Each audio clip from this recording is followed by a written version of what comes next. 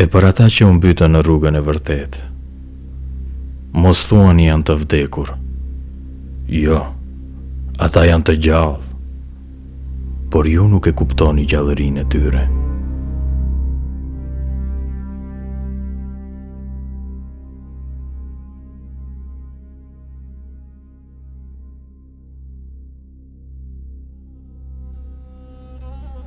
Në dimrin e vitit 1980, pikërisht më datë 18 janar, familjes Kalanica ju shtua edhe një antar nga nëna Zade dhe babë Vehbiu.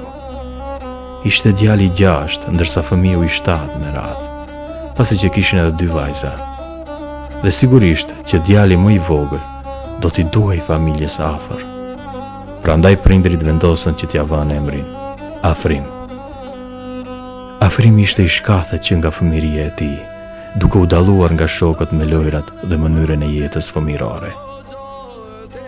Në shkollën fillore u dallua si në mësime ashtu edhe me edukatën e tij si shkëlqyeshëm, ku pas mbarimit të shkollës fillore në Jezerc të Ferizajt, në pamundësi për të vazhduar shkollimin e mesëm, Afrimi duke parë gjendjen e rëndë ekonomike, u detyrua që të ndihmojë babait dhe familjes në punët e shtëpisë.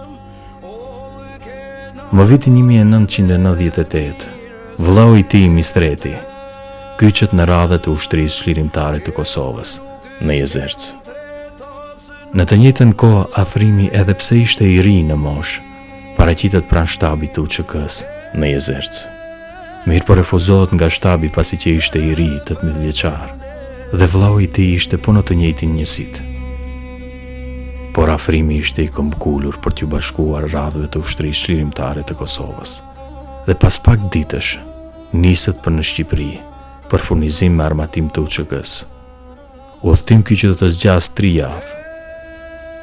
Me të kthyer nga Shqipëria, Afrimi kthehet në Greqevc të Suharekës, dhe aty kyçet drejt për drejt në radhët të UÇK-s, në një sitin diverzant të vëzhgues, i cili më vonë do të shndrohet në Brigada 60 diverzanto vëzhguese, në krye me Jetullah Qarin, komandant Guri.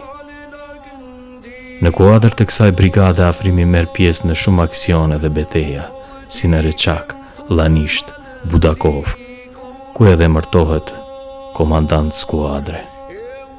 Pas mbarimit të luftës, Afrimi rreshtohet në trupat mbrojtëse të Kosovës, në Blinaj, si antar i njësitit të gardës të Kosovës, ku shërbeu një kohë jo shumë të gjatë, sepse me shpërtimin e luftës së UÇPMB-s në luginën e Preshevës, Medvegjës dhe Bujanovcit, Afrimi pa hezitim largohet nga TMK-ja dhe merr rrugën për në Luginë, për të bashkuar me shokët e luftës.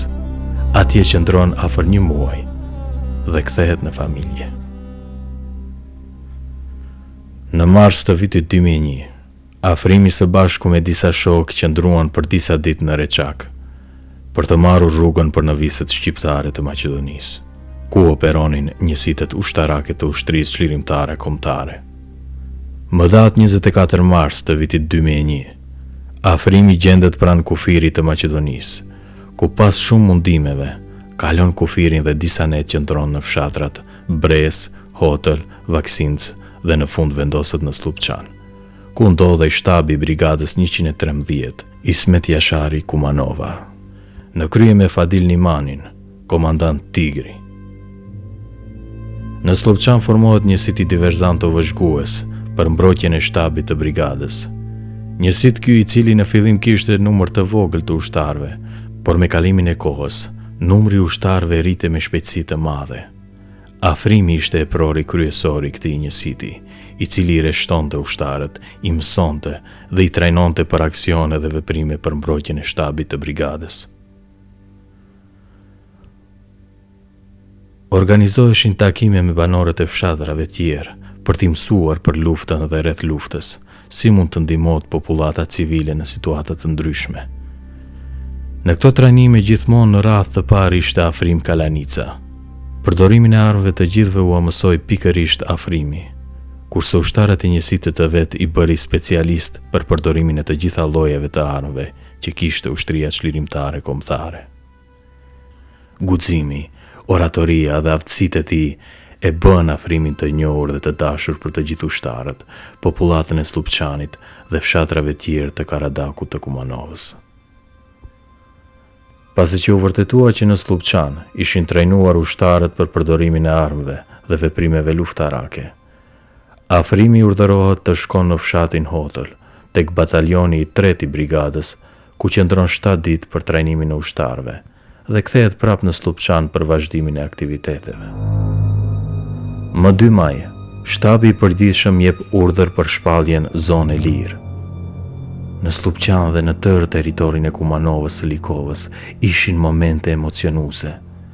Popullata vendore nuk kishte përvojë lufte dhe të gjithë i kishin syt ka afrimi, i cili me formimin e pikave luftarake do t'i tregoj aftësitë e tija, shkathësinë dhe strategjinë e tij, si dhe përvojën nga lufta e Kosovës. Afrimi caktohet komandant në pikën e Hisarit, po aty qëndron vetëm 1 ditë pasi që rreziku më i madh pritej nga hyrja e fshatit.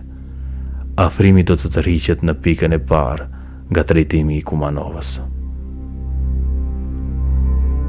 Ai urdhëronte me zë të lartë ushtarët: hapni kanalet se ju duan shumë, ndërtoni bunker se juve do t'ju duan, unë nuk fshihem në to, sepse nuk fshihem nga armiku, as nuk shtrihem në tokë derisa të jem gjallë. Këtë vërtetojnë të gjithë ushtarët që ishin pranë tij.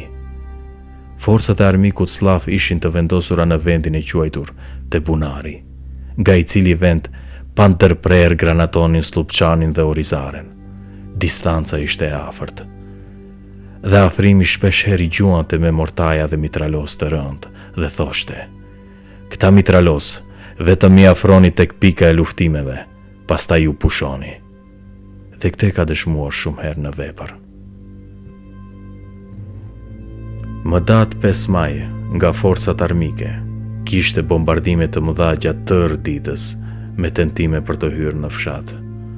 Mirë po nga sulmet e UÇK-s ktheheshin brapa.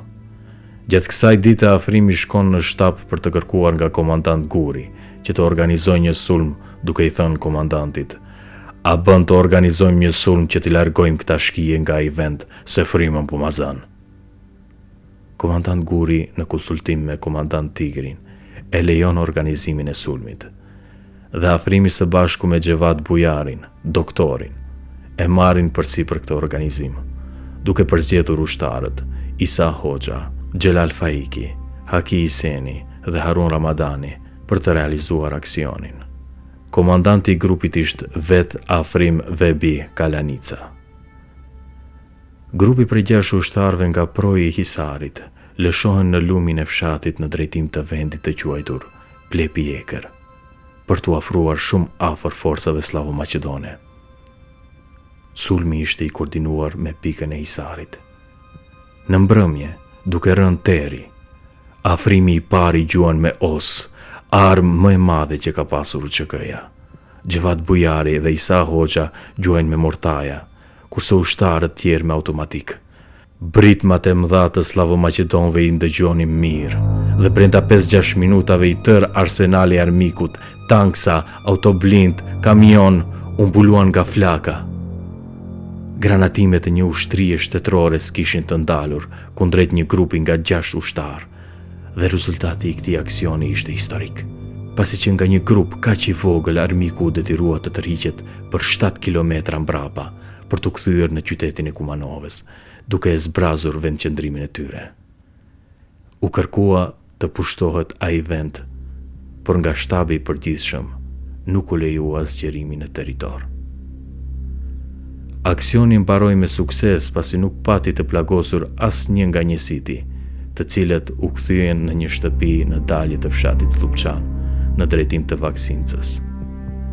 Shtëpi e cila gjatë qëndrimit të njësitit aty goditet mbi 30 herë nga granatat e armikut, pa asnjë plagosje apo lëndim. Pas këtij aksioni, generali e fton grupin për ta faleminderuar për suksesin. Ditën e nesërme, forcat e armikut kthehen prapë te Bunari dhe fillojnë ofanzive të njëpasnjëshme me të gjithë arsenalin ushtarak, duke tentuar të futen në fshat. Mirë po afrimi, duke gjuajtur pa ndërprerë dhe duke u dhënë vullnet dhe zemër shokëve, i zbrapsi forcat armike. Kjo zgjati deri në mbrëmje, ku me të rënë teri forcat armike nga Afrika mos t'i kap tmeri i natës së mëparshme, tërhiqen prap në qytetin e Kumanovës. Afrimi kishte edhe një karakteristik që e dallonte.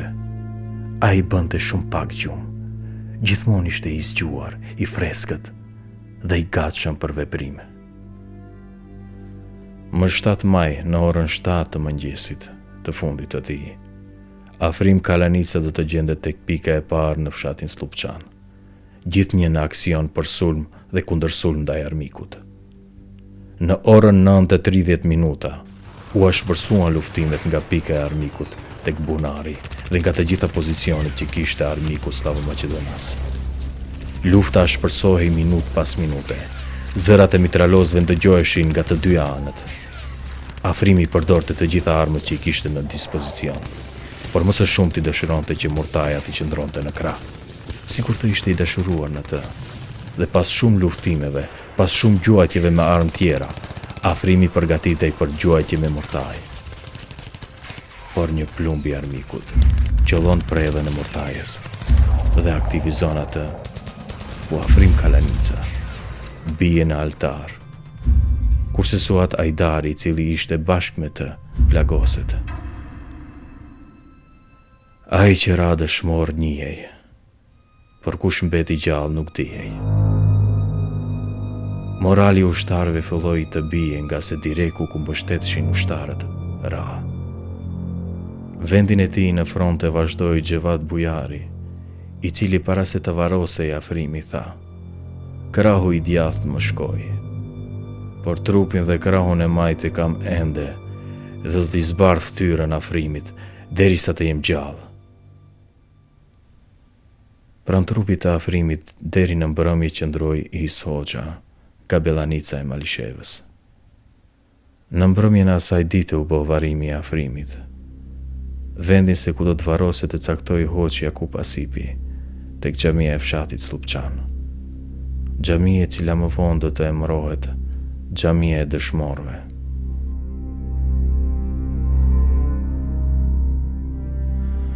Afrimi u varros me nderime të larta ushtarake, ku morën pjesë shumë ushtar, civil dhe bashkëluftëtar të tij. Mbi varrin e tij komandant Guri mes tjerash tha: "U nda nga ne komandanti i njësitit komando, pra njësisë diverzanto-vëzhguese të brigadës 113, Ismet Jashari Kumanova." Afrimi mbetet sinonim i trimarisë dhe guximit në kujtesën e të gjithë ushtarëve dhe banorëve të asaj ane. Emri Afrim u bë aq i dashur për popullatën, sa që 10 fëmijë sot mbajnë emrin e tij. Dita e 7 majit do të mbetet dita më e përkujtuar për të gjithë shqiptarët, e në veçanti për Slupçanin dhe Jezercin. Më 24 mars të vitit 2003 u bë rivarrimi i dëshmorëve të brigadës 113 Ismet Jashari Kumanova në kompleksin e varrezave të dëshmorëve në fshatin Slupçan. Aty ku pushon trupi i Afrim Kalanicës së bashku me shokët. Kompleks ky i cili deri më tani është vizituar nga më shumë se 1 milion shqiptar dhe mijëra të huaj. Sendet personale të Afrimit, të cilat i kishte me vete në momentin e rënjes dëshmor, sot gjenden në muzeun e UÇK-s në Slupçan. Për Afrimin janë thurur qindra poezi dhe këndohen këngë nga shumë këngëtarë të njohur të estradës shqiptare. Ne sot me 17 shkurt 2015, në përvjetorin e 7 të pavarësisë së Republikës së Kosovës, po bëjmë shpalosin e shtatorës së Afrimit të madh, i cili do të qëndroj krenar në këtë shesh të bukur dhe do të nderohet me shekuj në vijim nga shqiptar të gjithë trojave etnike dhe më gjërë. Vepra Afrimit do të mbetet kujtimi i përjetshëm në zemrat tona dhe shembull i shkëlqyer për gjeneratat e reja. Liria na erdhi pikërisht nga ti, Afrim, dhe shokët e tu, që flijuan vetëm për liri. Falënderit, Afrim. Falënderit dëshmorët e kombit. Në bashkoft Zoti në xhennet, me ty dhe dëshmorët tanë.